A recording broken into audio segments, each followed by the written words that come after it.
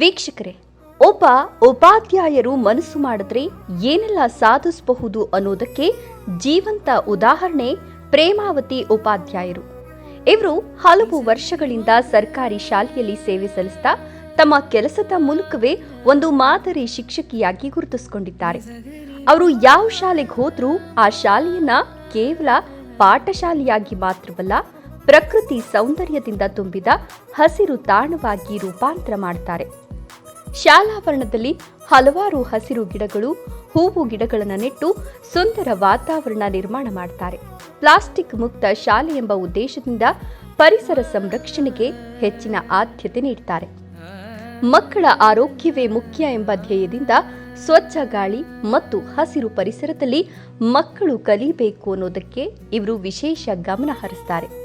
ಇದರಿಂದ ಮಕ್ಕಳು ಕೂಡ ಶಾಲೆಗೆ ಹೆಚ್ಚು ಉತ್ಸಾಹದಿಂದ ಬರ್ತಿದ್ದಾರೆ. ಪ್ರೇಮಾವತಿ ಉಪಾಧ್ಯಾಯರ ಈ ಸಾಧನೆಗೆ ಹಲವಾರು ಪ್ರಶಸ್ತಿಗಳು ಕೂಡ ಲಭಿಸಿವೆ. ಇವರ ಸೇವೆಯನ್ನ ಗುರುತಿಸಿ ಸುಮನ್ ಟಿವಿ ಕನ್ನಡ ವತಿಯಿಂದ ಸುಮನ್ ಸಾಧಕ ಪ್ರಶಸ್ತಿ ನೀಡಿ ಗೌರವಿಸುವುದಕ್ಕೆ ನಾವು ಹೆಮ್ಮೆ ಪಡ್ತೇವೆ.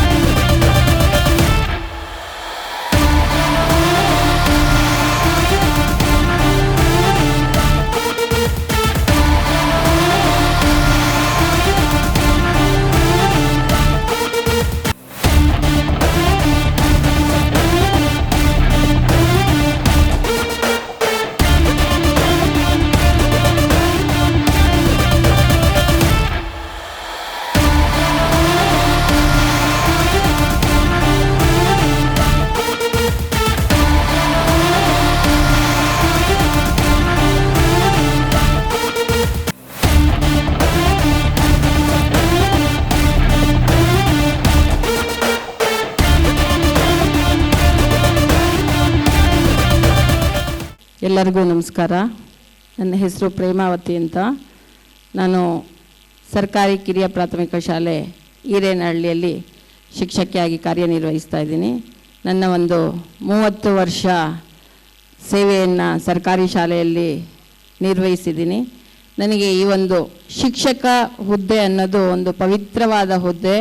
ಈ ಹುದ್ದೆಯನ್ನು ನಾನು ತುಂಬ ಪ್ರಾಮಾಣಿಕವಾಗಿ ಮಕ್ಕಳನ್ನು ಮೌಲ್ಯಯುತವಾಗಿ ಬೆಳೆಸುವುದರ ಜೊತೆಗೆ ಪರಿಸರಕ್ಕೆ ನನ್ನದೇ ಆದಂತಹ ಒಂದು ಸಣ್ಣ ಕಾಣಿಕೆಯನ್ನು ಕೂಡ ಕೊಡ್ತಾ ಇದ್ದೀನಿ.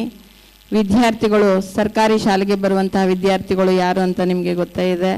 ಅಂತಹ ವಿದ್ಯಾರ್ಥಿಗಳಲ್ಲಿ ಮೌಲ್ಯಯುತವಾದಂತಹ ಜೀವನವನ್ನು ನಡೆಸಬೇಕಾದ್ರೆ ಏನೇನು ಬೇಕು ಅದನ್ನು ಪ್ರಾಮಾಣಿಕವಾಗಿ ಕೊಡ್ತಾ ಹೋದರೆ ಒಂದು ಸರ್ಕಾರಿ ಶಾಲೆ ಮಗು ಏನನ್ನ ಬೇಕಾದರೂ ಸಾಧಿಸ್ಬೋದು ಅನ್ನೋದು ಈಗ ಎಲ್ಲರಿಗೂ ಜನಜನಿತವಾಗಿದೆ.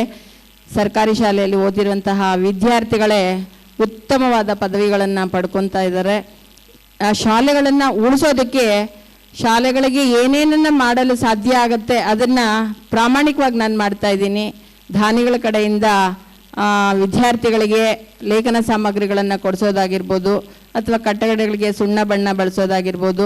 ಮತ್ತು ನಾವು ಏನೇ ಮಾಡಿದ್ರೂ ಪ್ರೈವೇಟ್ ಶಾಲೆಗಳನ್ನು ಮೀರ್ಸೋಕ್ಕಾಗೋದಿಲ್ಲ. ಆದರೆ ಭೌತಿಕವಾಗಿ ಆದರೆ ಶಾಲೆಯ ಒಳಗಡೆ ಉತ್ತಮವಾದ ಶಿಕ್ಷಣವನ್ನು ನೀಡುವ ಮುಖಾಂತರ ನಾವು ಪ್ರೈವೇಟ್ ಶಾಲೆಗಳನ್ನು ಕೂಡ ಮೀರಿಸ್ಬೋದು ಅನ್ನುವಂತಹ ಉದ್ದೇಶದಿಂದ ನನ್ನ ಕೈಯಲ್ಲಾದಂತಹ ಒಂದು ಪ್ರಾಮಾಣಿಕ ಸೇವೆಯನ್ನು ನಾನು ಮಾಡ್ತಾ ಇದ್ದೀನಿ. ಪರಿಸರಕ್ಕೂ ಅಷ್ಟೇ, ಒಂದು ಮಕ್ಕಳು ಸಣ್ಣ ಮಕ್ಕಳಿಂದನೇ ಪರಿಸರ ಪ್ರಜ್ಞೆಯನ್ನು ಮೂಡಿಸಿದ್ರೆ ಅವರು ದೊಡ್ಡವರಾಗ್ತಾ ಆಗ್ತಾ ತನ್ನದೇ ಆದಂತಹ ಒಂದು ಸಣ್ಣ ಕೊಡುಗೆಯನ್ನು ಕೊಡ್ತಾ ಹೋದರೆ ಅದೇ ಬಹುದೊಡ್ಡ ಕೊಡುಗೆ ಆಗುತ್ತೆ. ಈ ಒಂದು ಸಣ್ಣ ಸೇವೆಯನ್ನು ಗುರುತಿಸಿ ಸುಮನ್ ಟಿವಿಯವರು ನನ್ನನ್ನು ಸುಮನ್ ಸಾಧಕ ಪ್ರಶಸ್ತಿಗೆ ಆಯ್ಕೆ ಮಾಡಿರೋದಕ್ಕೆ ಅವರು ನನ್ನ ಹೃದಯಪೂರ್ವಕವಾದಂತಹ ಧನ್ಯವಾದಗಳನ್ನು ಅರ್ಪಿಸ್ತಾ ಇದ್ದೀನಿ ಸರ್. ಧನ್ಯವಾದಗಳು ಸರ್. Thank you.